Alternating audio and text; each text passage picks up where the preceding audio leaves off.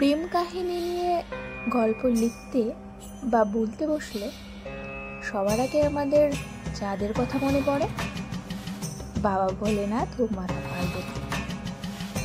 হারিয়েও ফিরে পাওয়ার এক কাহিনী।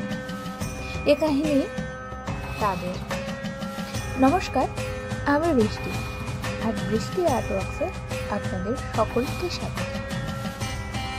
সে চালচুলোহীন বাউন্ডলে এক শ্মশানবাসীর জন্য রাজমহল ছেড়ে এসেছিল এক মহিলা।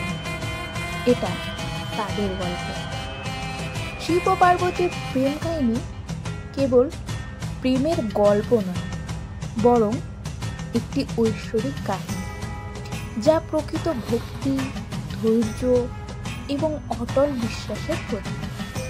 এটি এমন একটা গল্প যা লক্ষ লক্ষ প্রজন্ম ধরে অনুপ্রাণিত করেছে। আমি আজ আমার তুলির টানে তাদেরই একটি ছবি আঁকার চেষ্টা করছি। এটা প্রথম ধাপ, মানে আমি খুবই হালকাভাবে একটা স্কেচ করে নেওয়ার চেষ্টা করছি।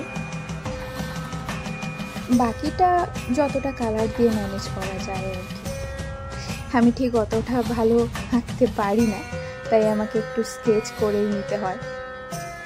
তো পেন্সিল দিয়ে, 2B পেন্সিল দিয়ে আমি একটা স্কেচ করছি, বাকিটা কালার করব।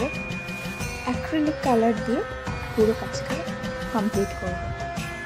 আপনারা দেখুন, পরের পার্টটা খুব শীঘ্রই আসছে।